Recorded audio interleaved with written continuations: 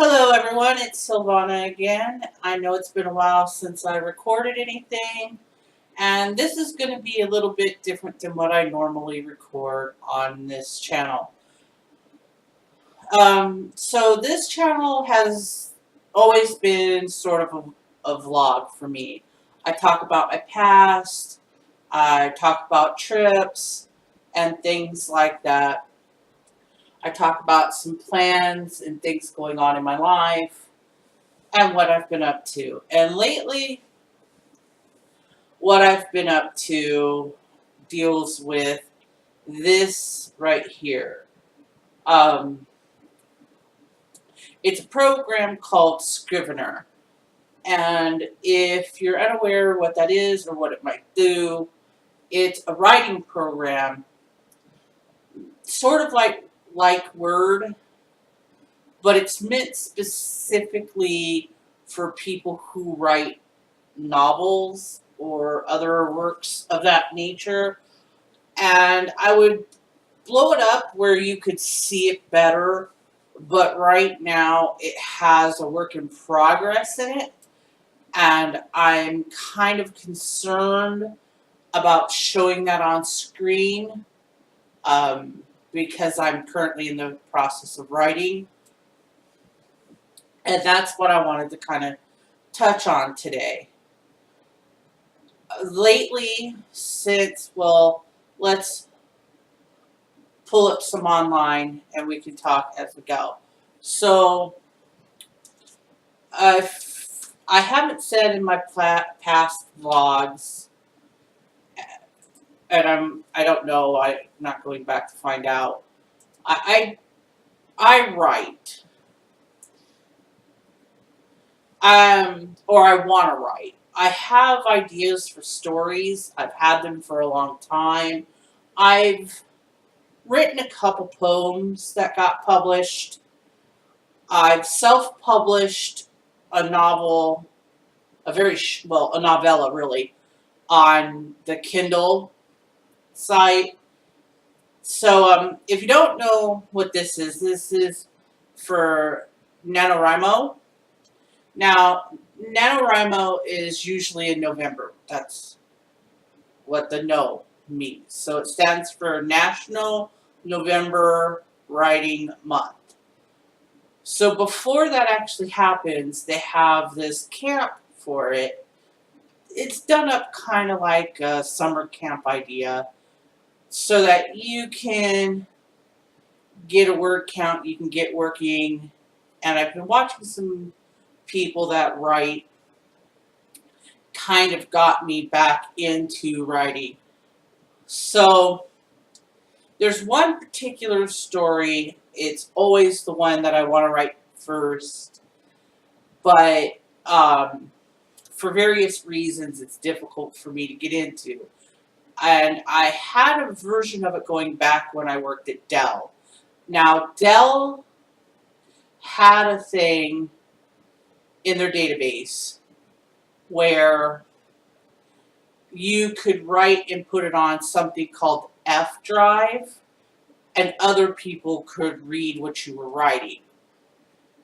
And so I was writing my story and putting it there because we were promised that if we were ever to lose our job, either from quitting or from being fired, or since we were working for a company through Dell, and that's a contract, if that contract came up due and that company decided for whatever reason not to renew with Dell doing calling for them, that call center part would get closed, and then we would get replaced into other companies that they were calling for. That anything we wrote into the F drive would be given back to us as long as it did not contain any proprietary information about Dell itself or the company we were taking calls for, so that they would have to go through it. HR or the IT team would have to go through the document, whatever it may be, and check to make sure that there's nothing in there about the work we were doing. And once that was, and that could take a couple days, but that once that was clear, we would get that information back. And we would have to provide the ability to get that information back. So we'd have to bring a thumb drive or something like that. We would give it to security. They would check the thumb drive to make sure there wasn't any like loggers or anything like that on it. They would load the work up because it was on, again, it was on a Word program. They would transfer it onto the thumb drive, and they would give you your thumb drive back, and they would delete that from the system. And if it was found to contain information about your work, that legal, I'm having a brain fart on the word. Basically, they could seek legal recourse against you because you were putting confidential information in a non-confidential space, plus you were trying to put it in a way to imply and or to honestly actually try to commit a form of espionage. I hate using that word because I connect that more with the government than Dell or the company that I called for, but I guess that would be the most technically correct term. So in that F drive, I had written about half of this novel or story, and it was going really well, and I felt confident about it because, like I said, other people on the call floor could read it. And those people who I really didn't know, I mean, you know, when you work, if you work in an office or if you work on a call floor, there's a lot of people and you kind of know, like the people who sit next to you or a couple people in the group you might be real friendly with, you know them real well, you might hang out for lunch and stuff. But overall, you might know their face and maybe their name, but you don't really know them. Well, that's how I was with everybody but like 3 people on the call floor, because I'm kind of, and I've touched on this before, I'm kind of a person that kind of stays to myself. I'm an introvert and things like that. And these people who I didn't know, and they only knew who I was, again, because my name is on my desk and my name is on the file.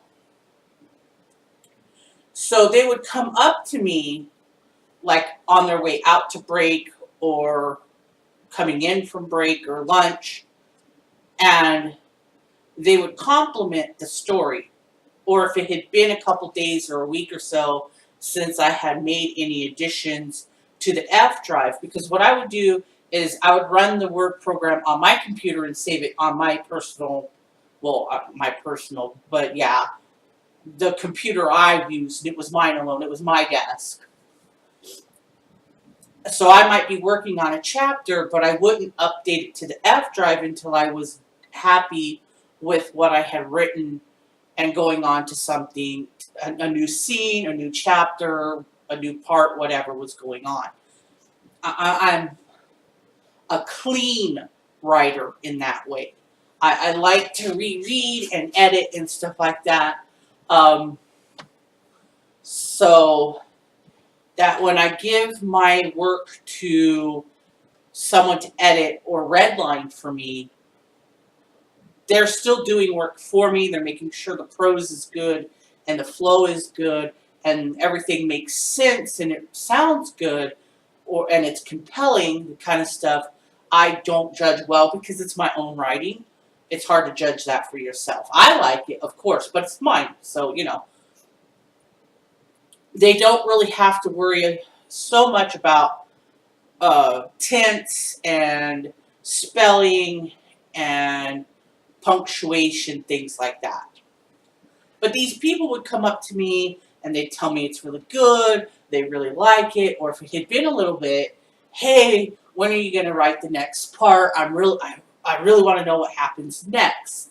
Now, when I lost that job, Dell went back on their word about that, and even though there was absolutely nothing in that file that had anything to do with Dell or the company I was working for at all, they would not give me my story back.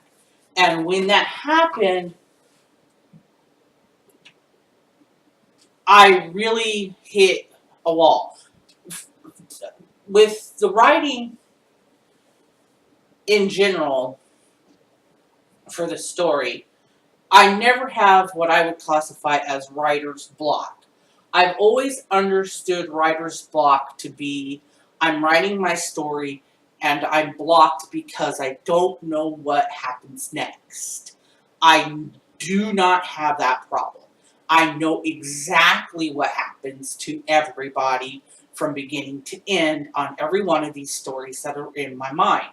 My issue is finding, and the wording I put it in is translation. I need a way to translate what's in my mind into words on a page. And you would think that that was a simple task because I think in English, I speak in English, I write in English. What's the problem? Or, I read a lot and I watch a lot of movies, so I should be able to do this pretty simply. But there is some sort of disconnect where things get stuck for me sometimes. And I'm going to be honest, some of my stories are at least tertiarily autobiography. These are things that edited and changed, true, have at least two of them have happened to me. And the rest of it is fictional fantasy world building that I'm real good at.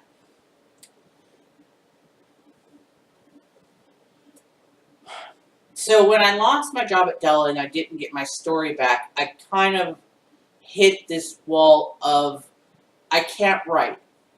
This first story, though it's not timeline-wise the first book of the set, and again, I use those terms loosely because while they are tied to one another, they're also made to where they can stand alone.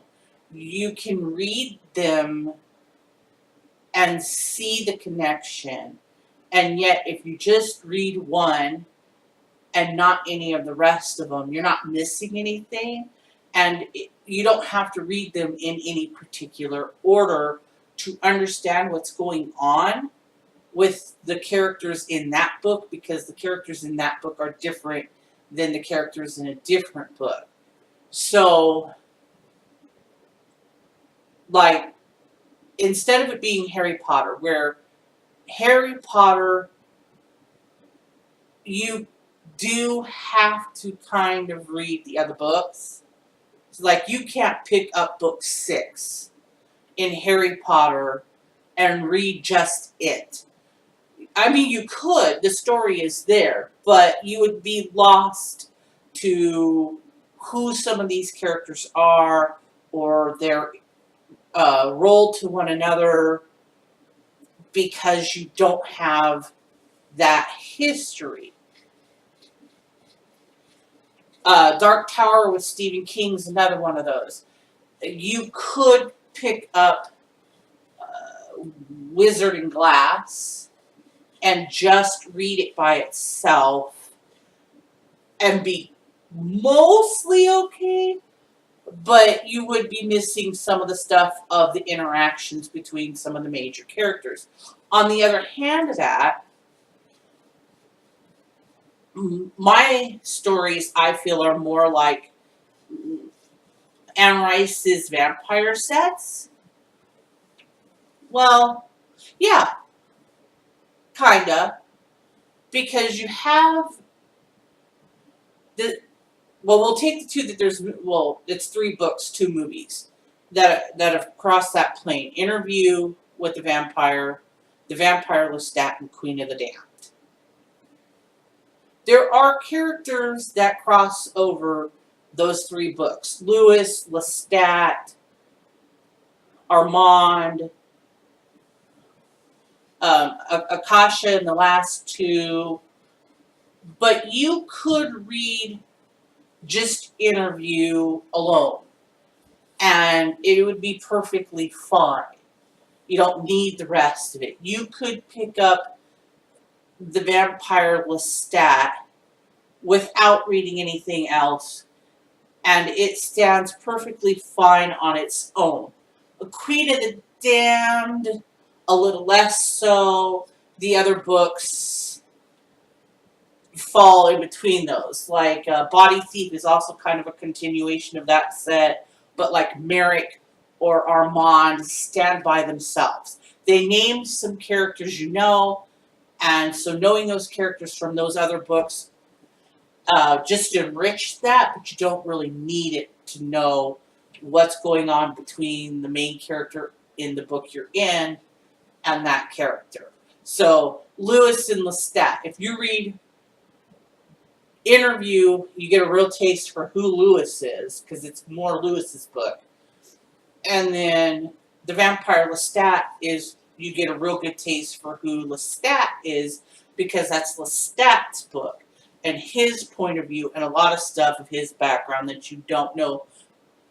And yeah, Lewis is in it. So when you read Lewis's part, if you've read that other book, you know more of who this character is. However, it's written well enough and deep enough that if you were just to read the Vampire Lestat, Lewis is explained well enough that you know who he is. Another set of books that are like that, and this is going to go for who you read and who you don't read, would be The Incarnations of Immortality set by Piers Anthony. Each one stands alone. Death, fate, time, they each stand alone, but there are characters that cross over. So Zane will show up in Nature, and Fate's in the book with Satan. And again, knowing who these characters are from their own books help you flesh out that character, but they're written strong enough you don't need them to have a good time with that book.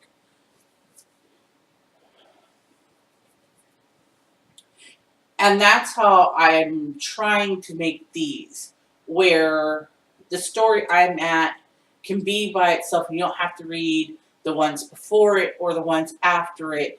It stands alone, and each one is like that. But if you read the whole set, you can see the arc of how they tie together, whether that's a place or a person or whatever it is, that's that thread.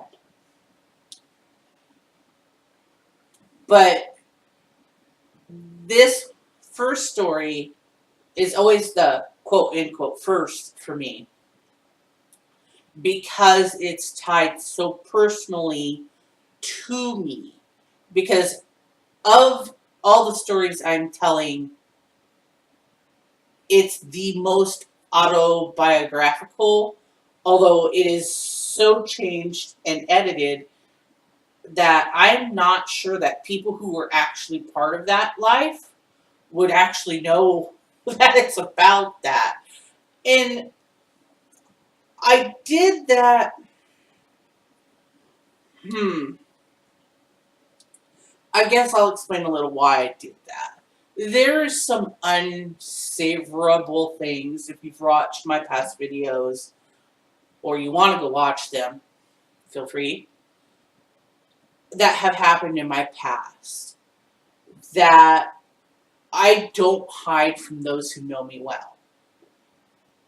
they're not, I mean, it's not something I tell every single person I meet, but it's something that my close friends know about me. I at first when I first sat down with this story idea in my mind, I intended for it to be fully autobiographical, no fiction whatsoever, to just write what happened and send it out into the world. I knew with it being nonfiction, with it dealing with the subjects that it dealt with, that the popularity and the ability to sell would be very low. But that wasn't my purpose at that point. My purpose at that point was to tell my story of what had happened to me and to shame those that had done me wrong and throw them under the bus. In the intervening years, I have gotten mental assistance, at least some. I've calmed down. And so vengeance isn't so much on my mind. But I still see the basis of the story and some other things. And I think, with a little editing, with a little twist of my mind, I could very much take this real thing that happened and make a really frightening horror novel out of it. And I could do that and make it more palatable for the general public, make it maybe financially viable, and still have the possibility of striking a chord with people, with younger people, maybe going through a situation similar to the one I went through, that there is other ways out. I don't know. But for whatever reason, it's changed into this much more fictional version of life. And part of what's sad about it is I'm actually making the bad things that are going to occur to the main girl character are actually nicer in the book than in real life. So that's weird. So my thought right now is I kind of like to start, since I'm writing every day, to start a vlog about writing. And my writing setup happens to be, for those who don't know, in my living room. I sit on a couch. My computer is hooked up to our living room TV. So it's about a 40-inch, I think, screen TV. Nothing humongous, but it's not a computer monitor by any stretch of this imagination. I use OBS as my screen capture, And again, I'm not quite sure I want to do that. So I have a phone. I upgraded my phone. So it takes decent video. I have my webcam, which I use for my for Skype and video chat like that, but I have to use Discord more than Skype, but I have both. I could tape, like with my phone, a shot of me typing on the keyboard, and I could use my webcam and or my phone to take shots of me talking, because right now you're looking at my screen because again, I'm self-conscious about how I look because my weight situation is still unresolved. And since we're doing catch-ups, let's catch up with that. Since the last time I made a video, that I can remember making a video any damn way, I went to the hospital in September of last year with a really bad infection. It had went into sepsis, so that was fun. But the silver lining of that is the hospital got me in touch with a lawyer that does pro bono work to help with disability, who brought me the paperwork, which I applied for disability. I had to go through quite a bit with that. Some doctor appointments, lots of waiting, lots and lots of waiting, and quite a bit of paperwork. The doctor appointments, there was just 2 of them, so they weren't too terrible. And at the beginning of this month, I got the notification that I had been approved. So that helps pay the bills. Very nice. I found out at that point, I'm not quite sure why, but it's a vlog and I'm going to complain now. So rant/complaint incoming.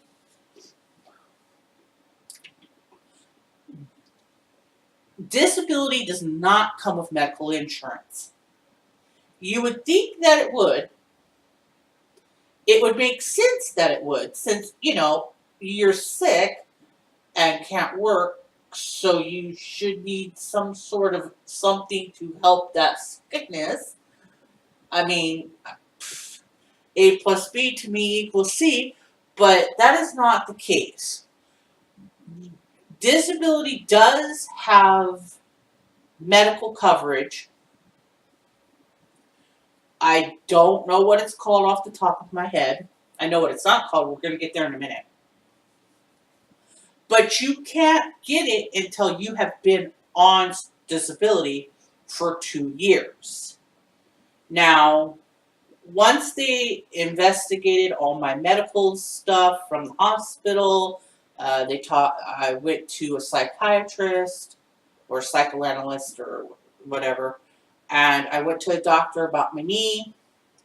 They determined that my disability started in March of 2018. So my benefits started from September of 2018 forward, because you have to be disabled for 6 months before you can start to receive benefits. This is all state of Nebraska, by the way, which is where I live. Your mileage may vary in your state. So I don't know if that means I can apply March of next year or September of next year.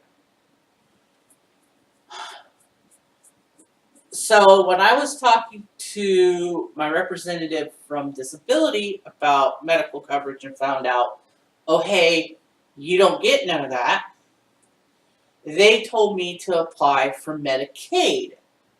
So I know it's not called that, because Medicaid is something completely different. I've done that, but again, I wasn't told that till the beginning of April, so you know where I'm at on that. Wait, and fill out a ton of paperwork. fund. So that process is ongoing. Currently, I do not have any kind of medical coverage at all, and I have a crap ton of medical bills that I have no idea how I'm going to take care of or what to do about them at all. I'm way out of my depth there. My plan now is see what Medicaid says. If Medicaid denies me for, I don't know, whatever reason,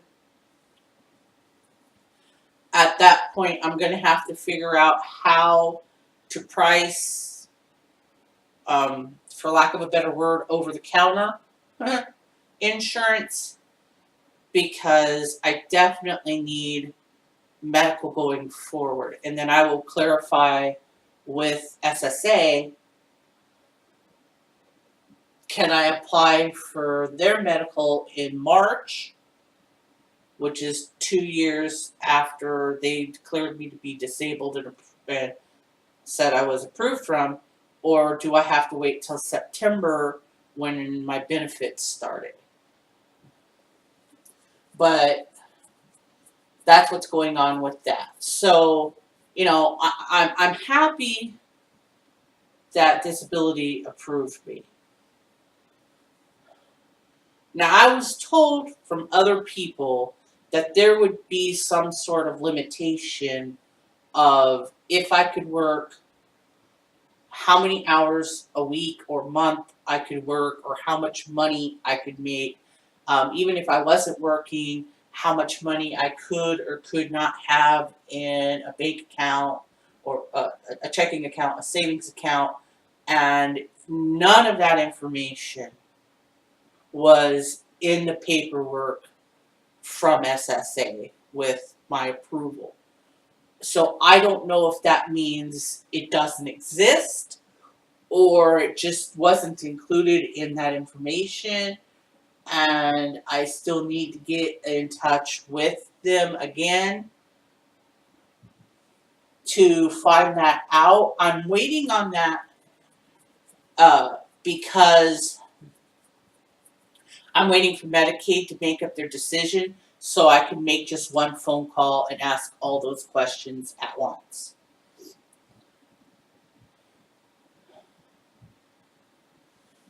But that's what's been going on with me. So if you guys are looking forward to seeing some stuff about how I write, process, like there's a process, I just write. Well,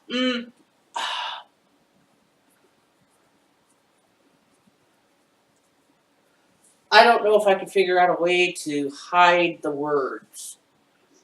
Or I would pull up my Scrivener and blur words and show you my process, because it's scatterbrained as all Hades, which is kind of hilarious. But you know, it's me, as my videos show. I'm scatterbrained anyway. But thank you guys so much for watching.